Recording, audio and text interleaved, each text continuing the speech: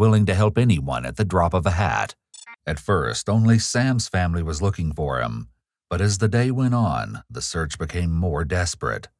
Sam's father decided to involve the police once he realized his son wasn't with any of his friends. In fact, none of them had even heard from Sam since the night before.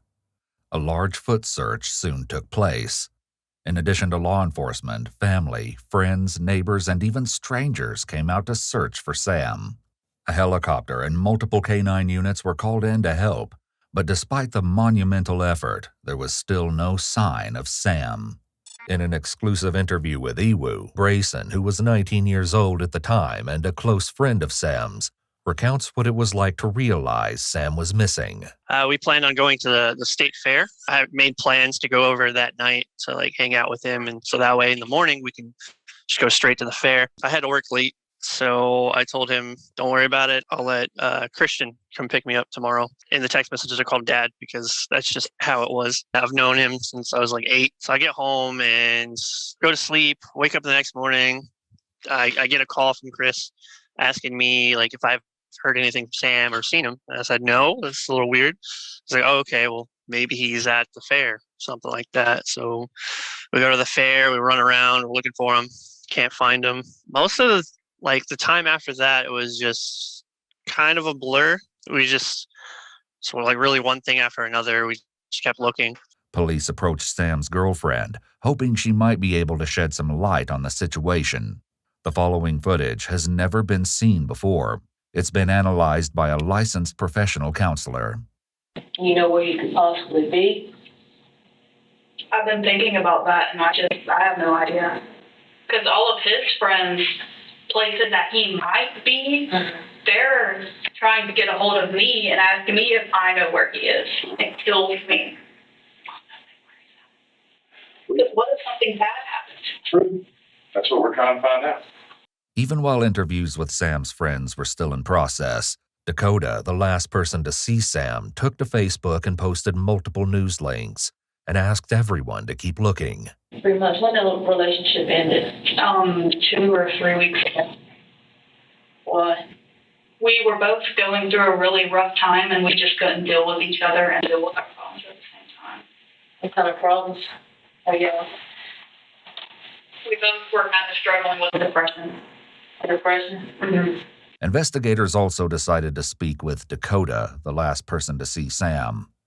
Dakota had participated in the earlier foot search, and while investigators had already spoken with him at his house, they decided to bring him into the station for a more structured interview. Just like I said, you done told me already, but we need to go over this a little bit more thorough. Then I'll find you back here. But take you back to Saturday night. Before we met? Well, yeah, before we met Friday morning.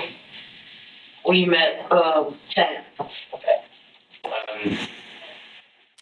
I met him on the game. We're playing the game together as usual. Mm-hmm. Something we were working on in the game. It was kind of bugging out on my end. Mm-hmm. And I'm not the smartest when it comes to the software. I'm more like the hardware when it comes to the computers. He's a software type of person, and I asked him if he could come help me out. He said yes. I told him I could pick him up real quick. I went and I picked him up and came by. He helped me with it. Went to leave. Went to walk out. He said he'd walk. It was fine. Okay, go out the door behind him. That's the last time I saw him. Police were able to confirm that Dakota, under the username Coffee Chew, messaged Sam, aka Exkerval, on the night in question, asking him to come over. Later that same night, Dakota sent a follow-up message indicating that he was still having difficulties. But Sam never responded. Instead, Dakota was contacted by Sam's father the next morning as he began the frantic search for his son. This story aligned perfectly with what Dakota had previously told police, maybe too perfectly. But when they did a brief search of his property, hoping to find clues as to which way Sam might have gone, they found nothing incriminating. However, they did notice a small trailhead in the backyard. For reasons Dakota is about to share, it didn't seem likely that Sam had gone that way.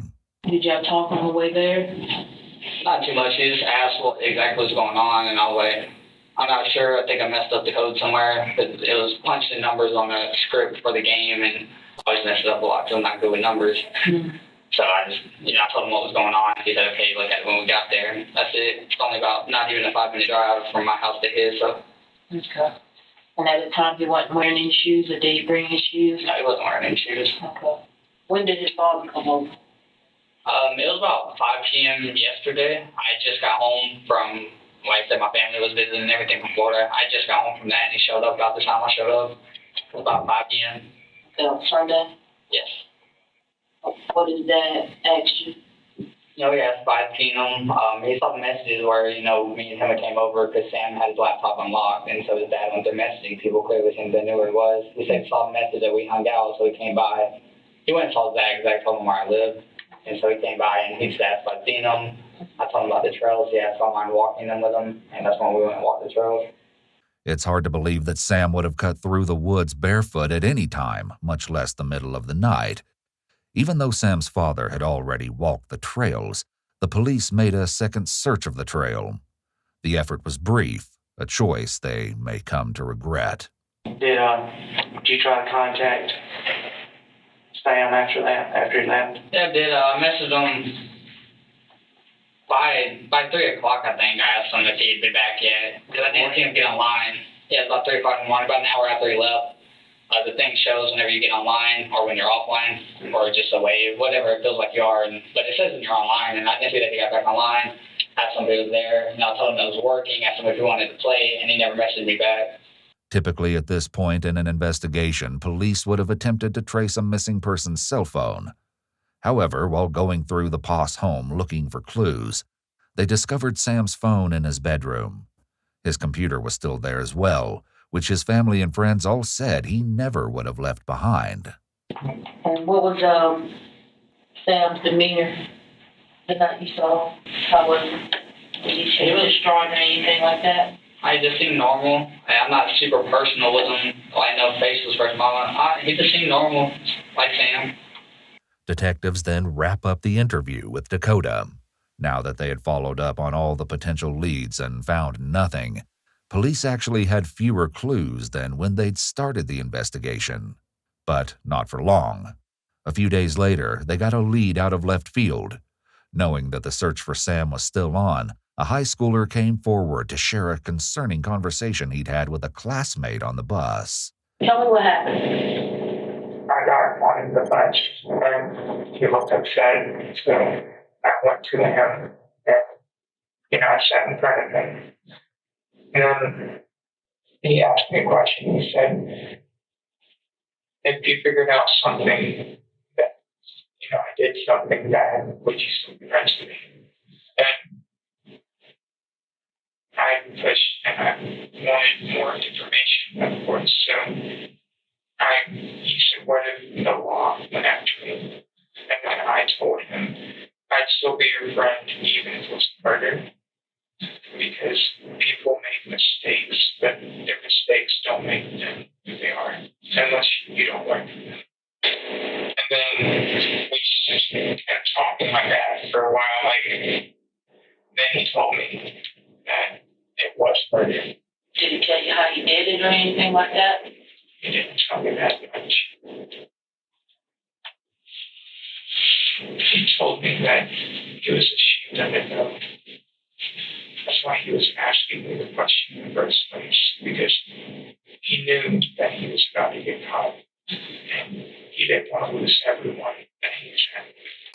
The boy who had confessed to his friend was 18-year-old Brandon Warren. He attended a neighboring high school, and, if he was telling the truth, this would be the first murder in the town of Perry in 8 years. Sam having disappeared made the prospect that the story could be credible all the more likely. But there was one big problem with this theory. The two didn't know each other, not in person or online. Police now faced the awful reality that they may no longer be looking for Sam, but rather Sam's body. Shit that one throat, you saw that out of hell and look royalty. Lord, you're fine. He was a big old truck in a morning with headphones on. And I can tell when he first said, his eyes changed when I said he did this murder. I've never seen him like that before.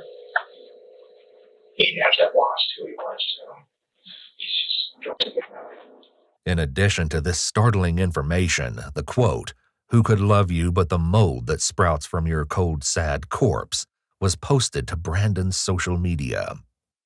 Police were ready to pivot their investigation to focus on Brandon when they received another lead, this one even more puzzling than the first, since it came from a young man in Oklahoma.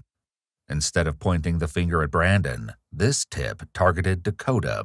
I mean, he got online just like normal, and I was just like, hey, because we usually chat every day. And this is Dakota you're talking Yes. about? Okay.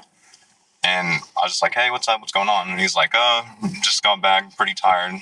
I did something you're probably not going to believe. And I was like, shoot, let me hear it. He's like, I killed someone. I was like, okay, yeah, you're right. I don't believe you, you know? And then I didn't even figure out who it was until I think three or 4 days later. I just kind of entertained the thought. And I was like, okay, so like what happened? Why'd you do it? Like, were you in danger? Did somebody like threaten you or anything? And he's like, no, I just want to know what it felt like to kill someone. Apparently, this informant was a long-distance friend of both Dakota and Sam. Along with a few other boys, the group had met at random while playing a game called Rust. They ended up liking each other and decided to stay in touch through Discord. According to the tip, Dakota had taken it upon himself to use the platform as a confessional. From memory, Dakota's friend took it upon himself to share what Dakota told him and another friend. The message he sent read, I asked him, Dakota, how his night was, and he said, oh, pretty interesting, did something you won't believe. I asked him to elaborate, and he said, I killed someone. I immediately brushed it off but he continued on about it, so I asked, how did you do it? And the next words he said literally sent chills down my body. He said, I asked the guy to come help with my computer and gave him a ride, and from there, we killed him. I asked him to continue and asked what he had learned, not thinking he was serious, and he said, bodies are heavy. I'm glad my friend was with me, not skipping a beat or with any remorse. The friend of Dakota's went on to write, I can't believe he perished at the hands of someone he trusted as a friend. I'm tearing up as I'm typing this, but I'm so sorry. I knew and couldn't do anything, and Sam is gone. Dakota told me this as soon as he got home that same night. God damn it, I'm so sorry. Dakota and Brandon practically tortured Sam and felt no remorse about it. He said it took around 30 minutes to an hour before the deed was done, and Sam stopped breathing. I know this is hard for you to read, and dude, it's something I will never forget. An innocent life gone for literally no reason. I can't believe what would drive someone to commit such an evil act and calmly tell someone over the internet hours after it happened. The friend went on to add, he mentioned that he didn't want you to find out. I remember that. His chuckle after he told me he went to help find Sam is something I will never unhear or forget. When police received this information, they likely assumed that the victim in question had to be Sam Poss. After all, no other local had been reported to be missing, which reinforced everyone's worst fears. However, they had yet to find a body, and had only the claims of a few boys to go on. They were going to need a lot more information if they wanted to locate Sam, alive or dead.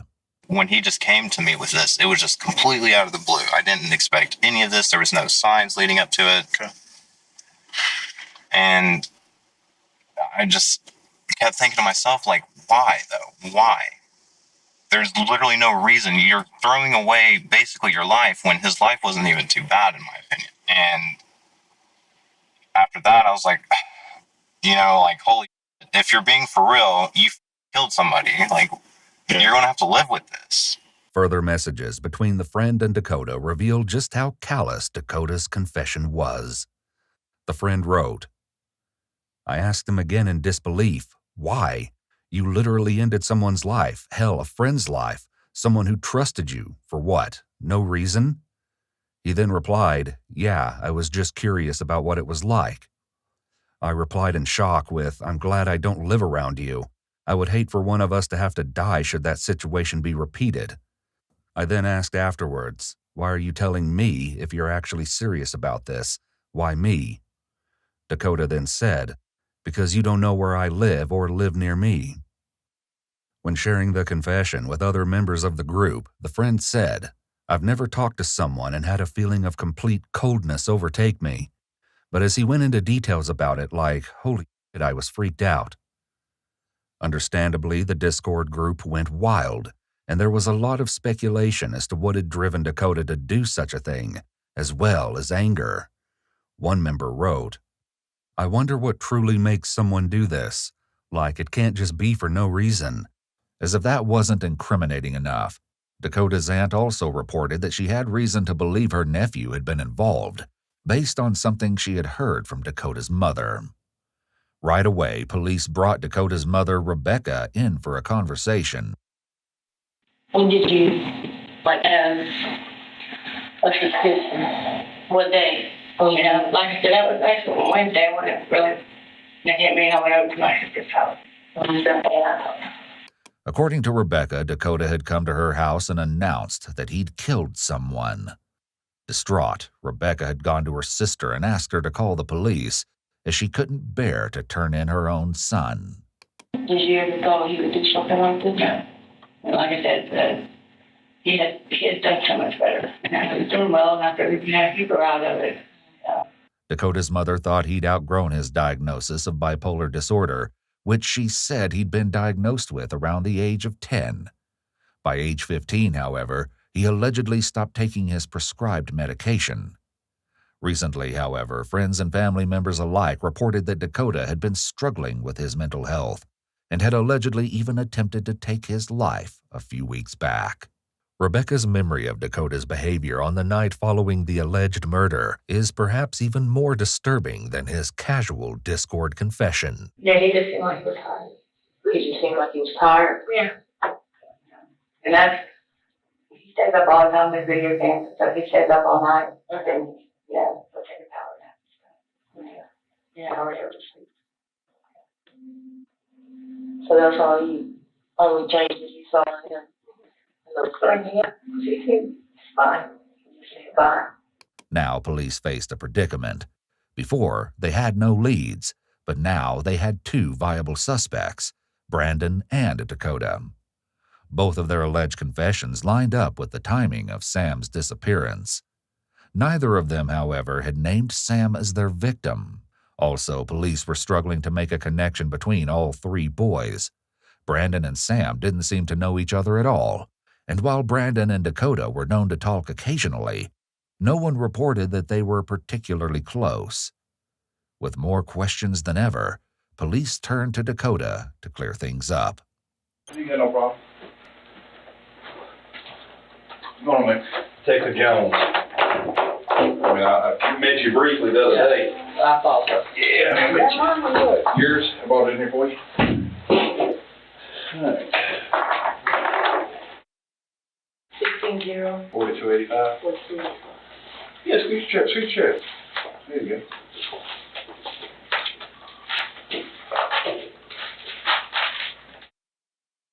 All right, Dakota. Here's what I want to talk to you about, Bullet. Sir. I want to have a little bit more in-depth conversation about this disappearance of Mr. Foss. Okay? We've been looking for him for several days, and we hadn't found him yet. His mom and dad and his family are extremely, extremely distraught. And you can understand that. And you will one day when you have kids. Okay. One day. Okay. So you know how upset they are. Okay. With that being said, we need to find him. Okay. Now, we've been to your house a couple times and talked to you. We talked to the rest of the people in there, in your household. And there's more pieces of the puzzle that we've come across that has opened a few avenues and a few leads that we need to discuss with you. Okay. It's going to be tough. Okay. But at certain times in our lives, we got to man up. Okay. Notice how Dakota goes very still and very quiet. He's demonstrating the freeze response here, likely triggered by the pressure the detective is putting on him. Significantly, even though he's pressing for information, the officer maintains the good rapport he's built with Dakota in hopes Dakota may be willing to talk. Additionally, the officer is already planting seeds of doubt in Dakota's mind by hinting that they have evidence implicating him, which they do.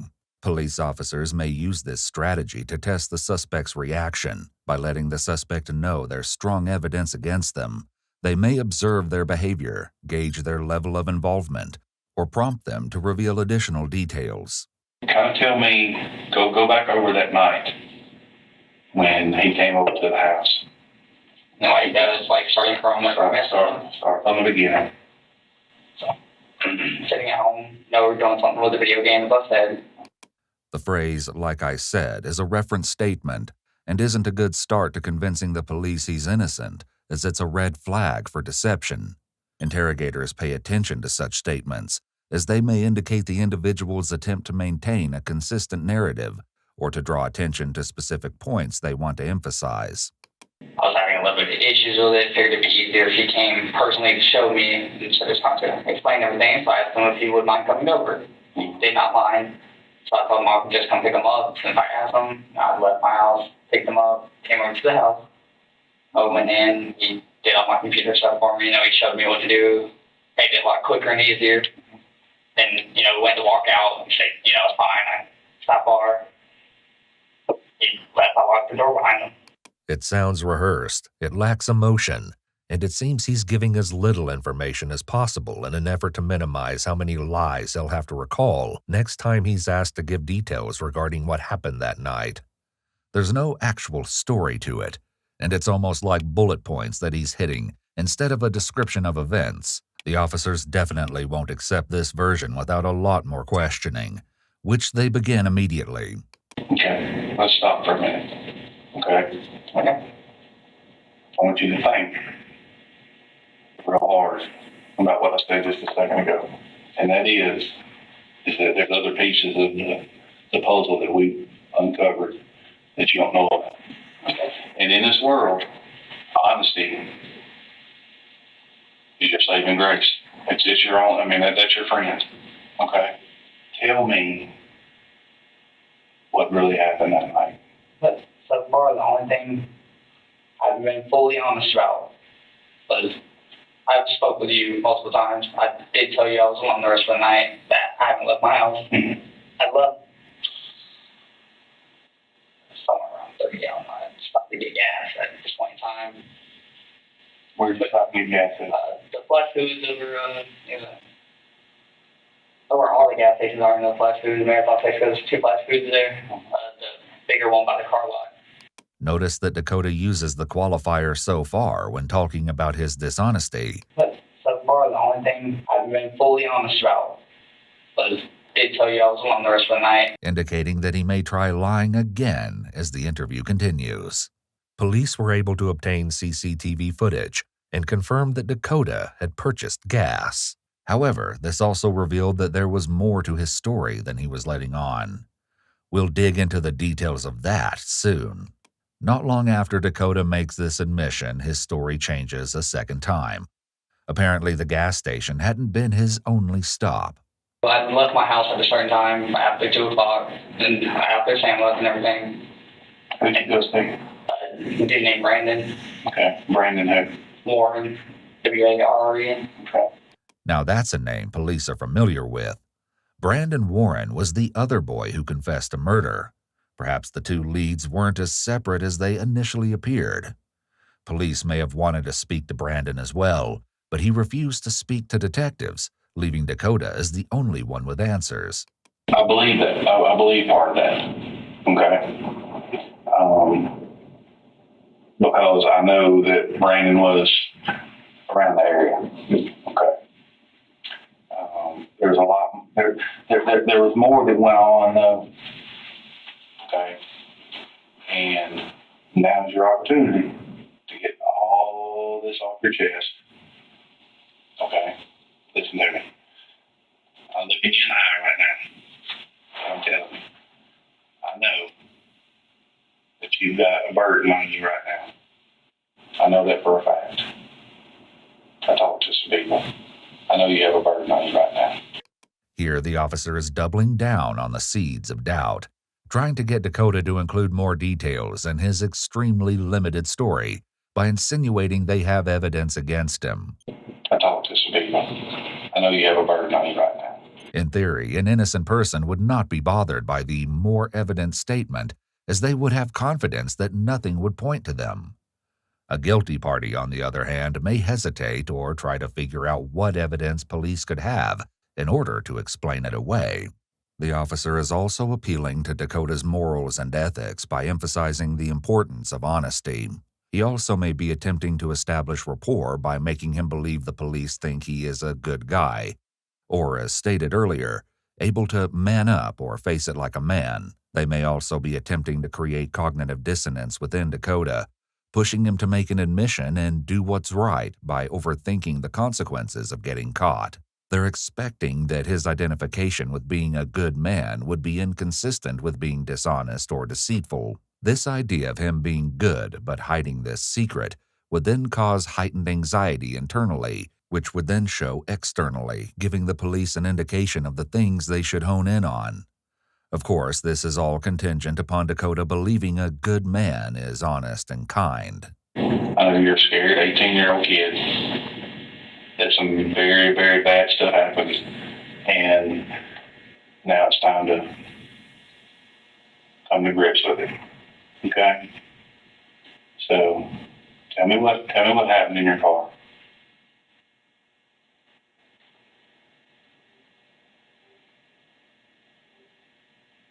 You can do it.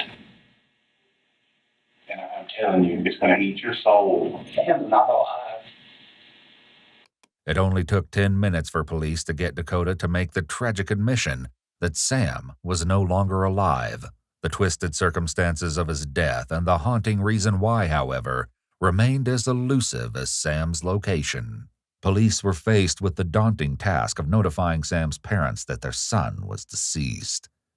In turn, the Poss family set their own grief aside long enough to notify those closest to Sam of the painful situation.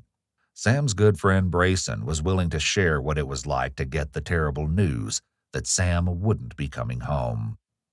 And I don't remember what time it was in the morning, but I was passed out. My mother, she came into my room crying. She gave me the phone, and it was Nicole, Sam's mother, and she was telling me what happened. And I just remember everything just didn't feel real. It just felt like I was just in a dark room, and I was just hearing her voice telling me what happened, that Sam was murdered.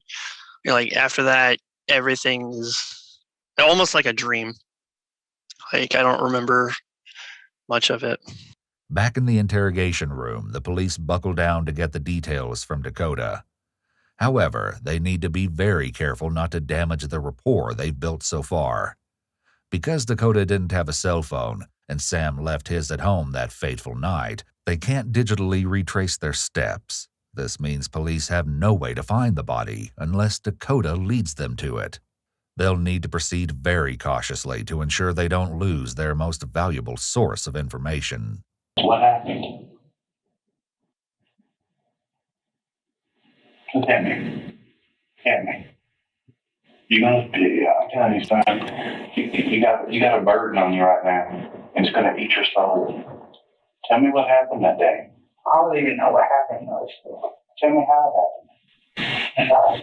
I was just having very bad thoughts lately, not too long ago, I also tried to commit suicide. I'm probably finding doctor's reports or somewhere. Okay. And all the things I just felt like I could kill someone. Okay. No. Well, let me ask you this. Did you kill Sam by yourself? No. Who was with you when Sam left this world? Brandon. Okay, Brandon Warren. And how did that happen? Brandon has kind of a hard life too. I know Brandon's been wanting to kill himself. Think about it. We were going to kill ourselves together. Before we killed done, so I wanted to do it like to take a life. Knowing what we do now, Dakota's Facebook posts calling attention to the case no longer appear as thoughtfulness from a worried friend, but something far more sinister. Earlier posts, including one that says, "I wouldn't mind taking a knife, shoving it into someone's throat, and just watch them choke on their own blood until they die," and another that says, "1 cut, 2 cuts, 3 cuts, 4, how many more till I hit the floor," become even more unsettling. But perhaps the most haunting is a post that simply says, "Shh," made just 2 days before Sam's death. How long you been having thoughts about killing yourself? I never liked life. My answer is why. It is pointless for me. You're such a, but talking to you, I mean, you talk intelligently, or I don't understand that. I mean, I like to learn about stuff, and I made myself smart, and I ain't never done much of school or anything, but I like to look up anything I don't know. And, I mean, I am smart for myself if I ain't never seen the point in living life, because I just always look, you live to die, and no matter how you live it, you still die in the end. I just never seen the point why you gotta laugh. How long have y'all been thinking about killing somebody? Just one thing. It was all a matter of one day. So, did you and Brandon talk on the phone about it, or? No, we have been investing a little, and the whole suicide thing rolled around, and a suggestion that popped up was, you want to know what it's like to kill someone before you go? It didn't matter unless we were going to die afterwards. Clearly, they didn't follow through with this part of the pact. However, what followed is so disturbing, it's beyond comprehension. What happened to that part of the plan? I don't really know. It never got brought up after that. We worked on the body, and we just went our separate ways. We ain't really talked since then. As the grim reality of the situation continues to set in, police are faced with what must be the most difficult part of Dakota's confession to listen to, the details of how he and Brandon took Sam's life. Hopefully, he'll also finally reveal where the body can be found. But even as he makes a confession, Dakota leaves out key details that reveal his true depths of depravity. So, did Sam ever come in the house, or y'all did this in the driveway of your house before he never came in the house? How did y'all kill Sam? I sat in the backseat of my car. Brandon drove my car. And from his house, we did ask if he could help me with the computer problem. We went to his house to pick him up. In my driveway, I crashed down. And so Brandon stabbed me 2 times. Brandon stabbed him 3 times? Where did he stab him at? Just in the chest area? Yeah. Around the same time that Dakota was brought back into the station, Brandon was also placed under arrest.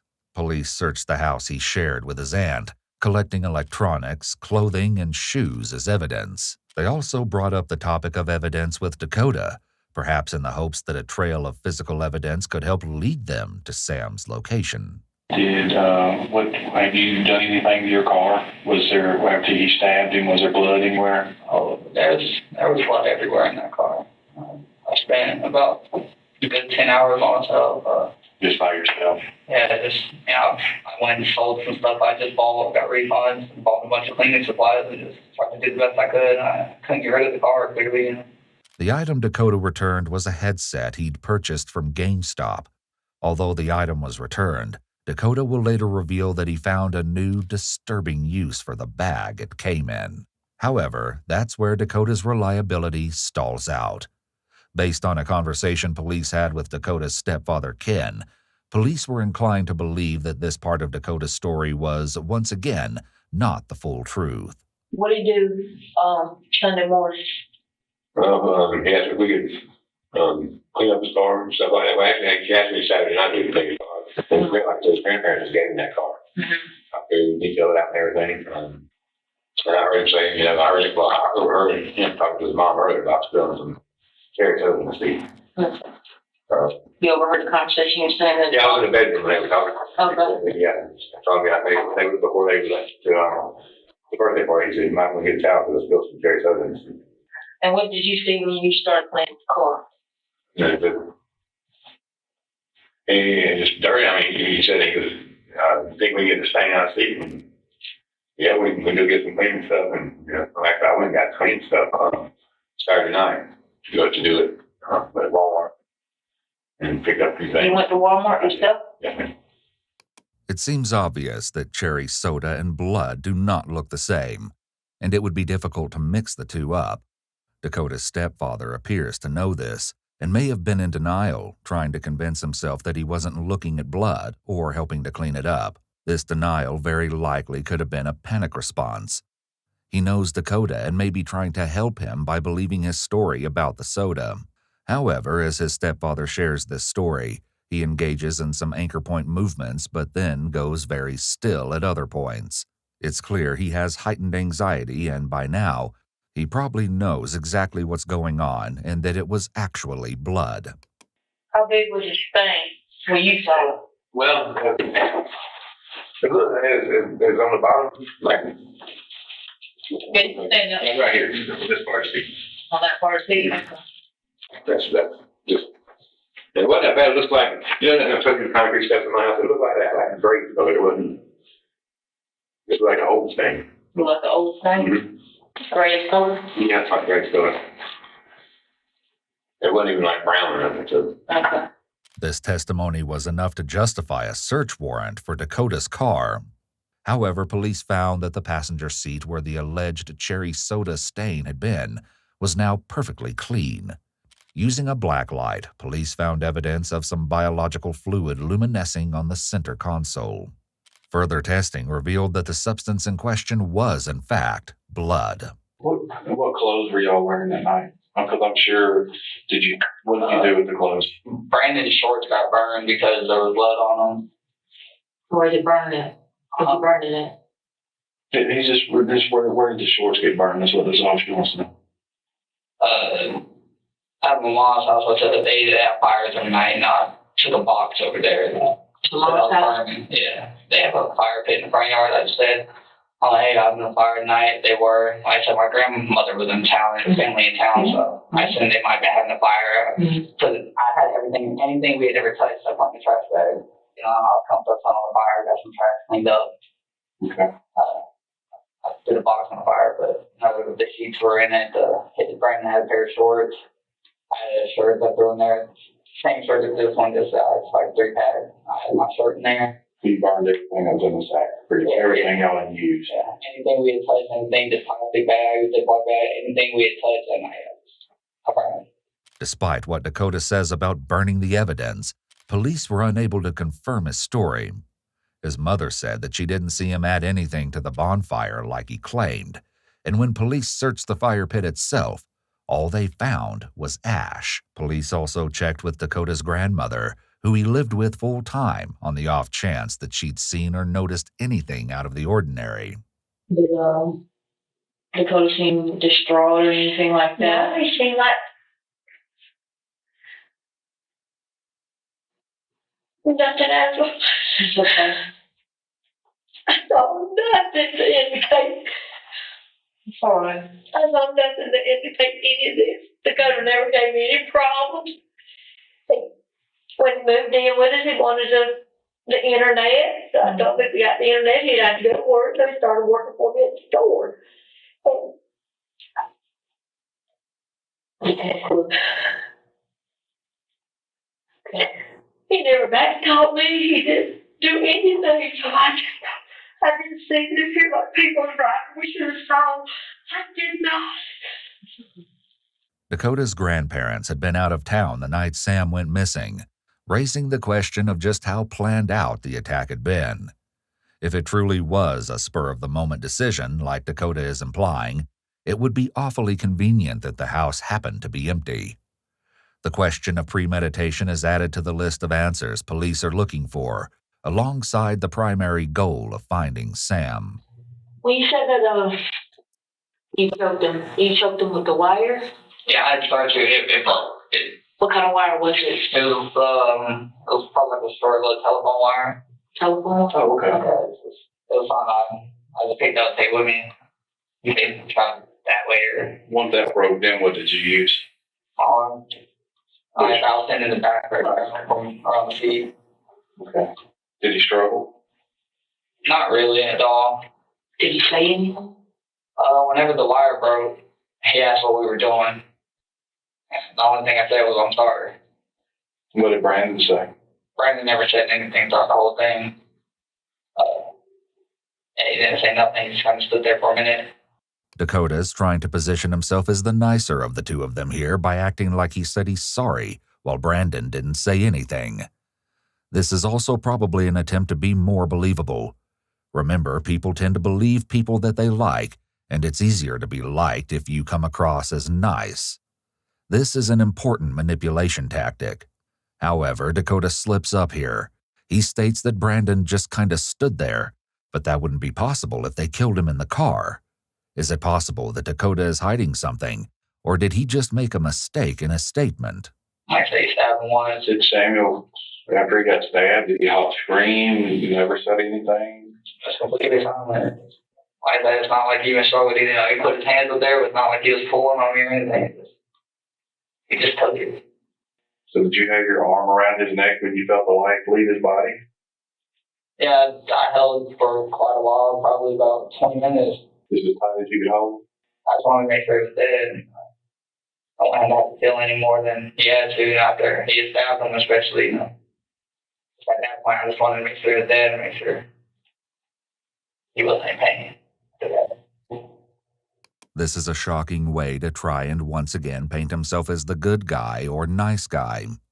He's trying to make it sound as though he put Sam out of his misery, which is absurd given that he just admitted to strangling him. It's not like I did this and enjoyed it. I felt bad for it. But like I said, I put a wire broke and everything. I cut down and I'm like, okay, stop then. The loss of Sam took a huge toll on the Poss family and changed their lives in countless ways. In addition to grieving, Sam's father, Chris, faced serious professional consequences that changed the course of his career, which he was willing to discuss in an exclusive interview with EWU. I couldn't do the work I was doing anymore because of the constant reminders of Sam. During the trial, I knew he had been strangled. We knew the cause of death. During the actual trials, the medical examiner explained that he had been strangled with an Ethernet cable, like you use for computers to connect to a network. I was doing IT work for a hospital at the time and constantly using and plugging in and carrying around Ethernet cables.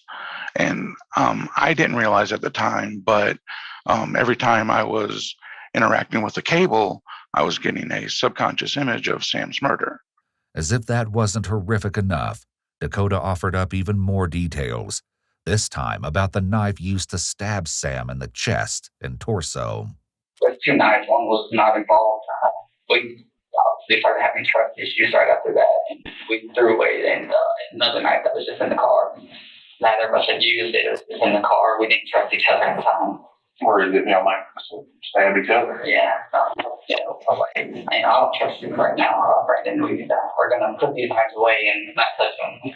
Did you just send him the Facebook message that said, I'm still having trouble when you get home? It was just like the Steam thing that I talked about. Cover up thing. Just to make it look a little better in case we got to looking into that. Because I messaged them and asked them to come over, so I think I messaged them, hey, you back?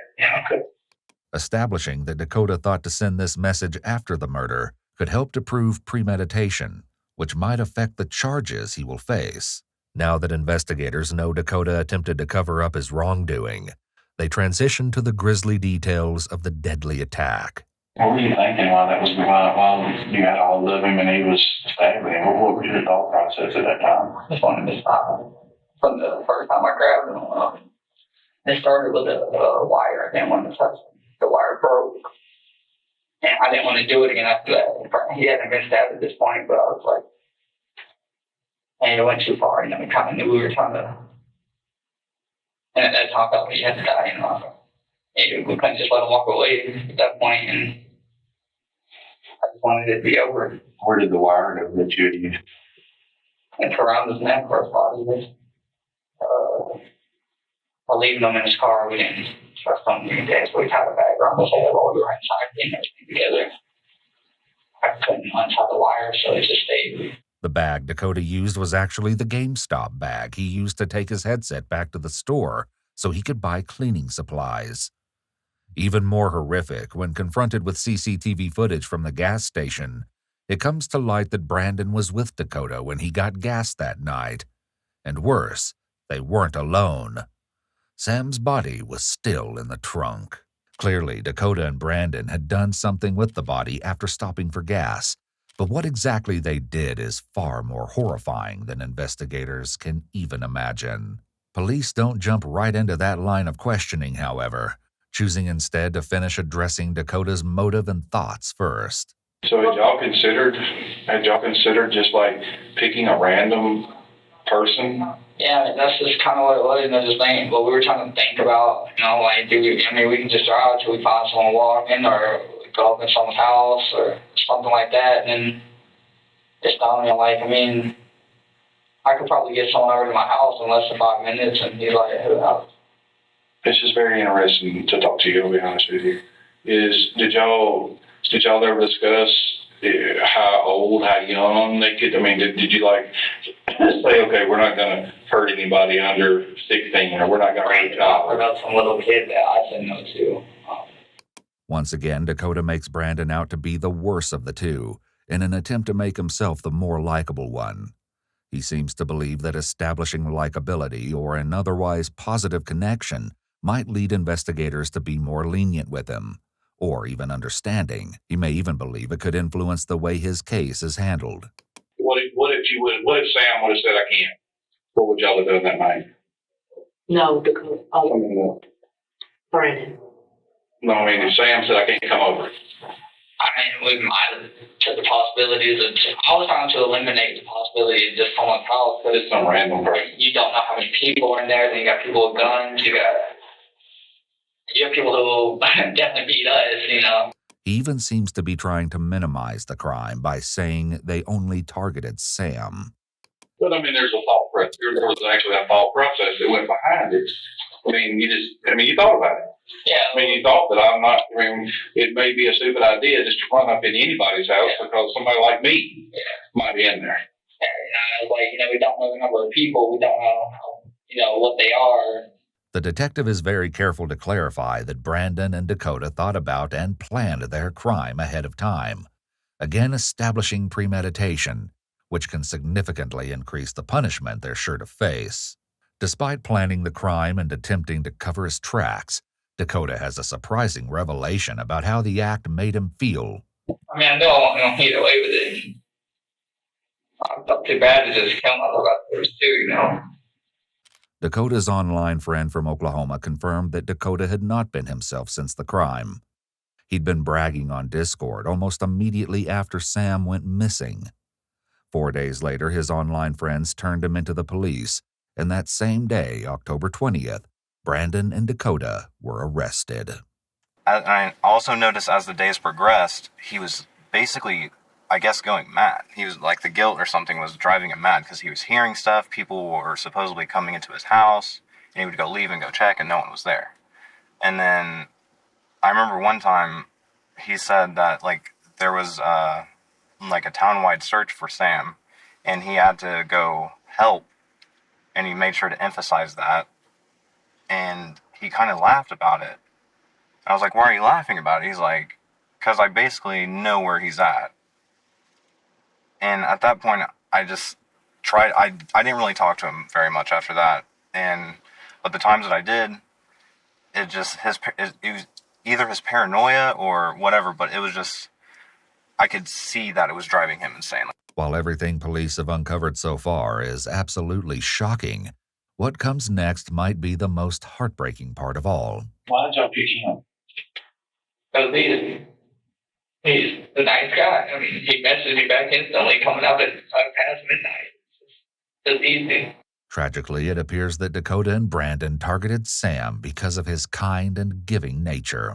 Sam's father attested to this aspect of his son's personality and speaks on what it's been like to live with the loss.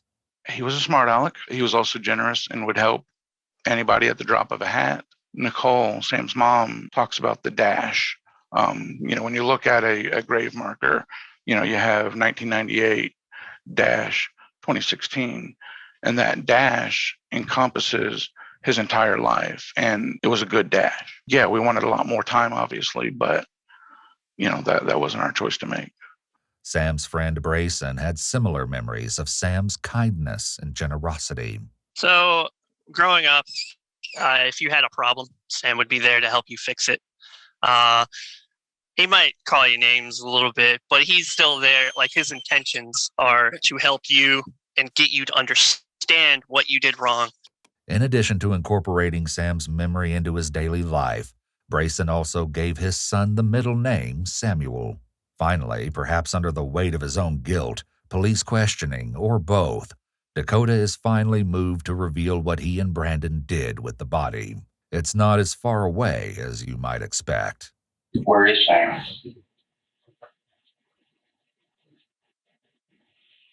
In the back of Lake Joy Village. In the creek. He's in the back of Lake Joy Village. Okay. So Sam is now. Will you help if we take you out there? Will you help us find? I can take you right to it. Okay. Do you mind doing that? I don't mind at all. So we can at least recover his body for his family. Okay. Arrangements are made for Dakota to accompany a search team so that they can retrieve the body. Like, I told y'all if y'all go down, if you're like towards the left, we have a tarp on top of it too, above the dirt. I think there's a tarp. There should be a recycling bin near where the left is. Okay. I think there's a bleach bottle and some other trash that's just kind of piled up. I think the recycling bin is near where the left is. Leaving Dakota in the care of another officer, the detectives take great care to only walk on the scrub and foliage to avoid disturbing evidence that might be on the trail. Their efforts were not in vain, because when the sun rose, the crime scene team were able to identify tire tracks that matched Dakota's car.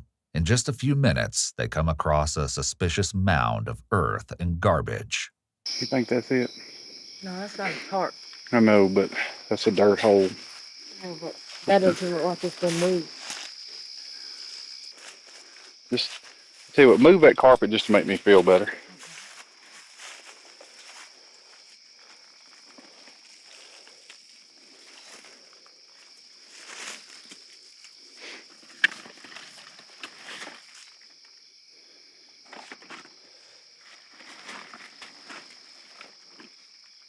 You ready? Mm-hmm. Since it's looking more and more likely that this is the location of the body, they get the go-ahead to disturb the scene with a more in-depth search. There's a black sheet like something right here. I don't know if you can pull it. See that right there? Yeah. Okay, that's there's stab wounds right there. Yeah, that's enough. Okay. His shirt. Okay. All right. Back out of here. Tragically, though not unexpectedly, the body was determined to be that of Sam Poss. Sadly, it seemed police had been very close to Sam's body at the start of the investigation, because the trail that led to the body was none other than the one leading to Dakota's backyard.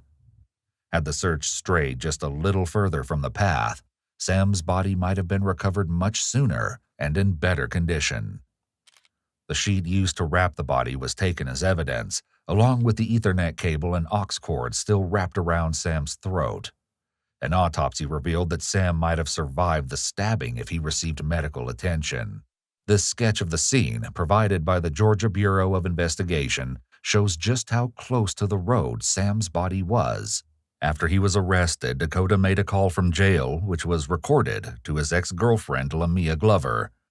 He was awaiting trial and gleefully told Lamia that he thought he would not be facing a murder charge and wanted to share the good news. So I can still get charged with aggravated assault for attempted strangulation.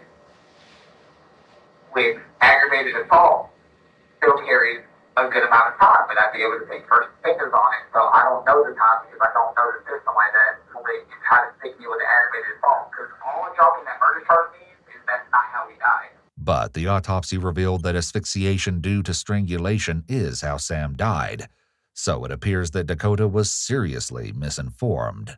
But they did job one, that's one step closer.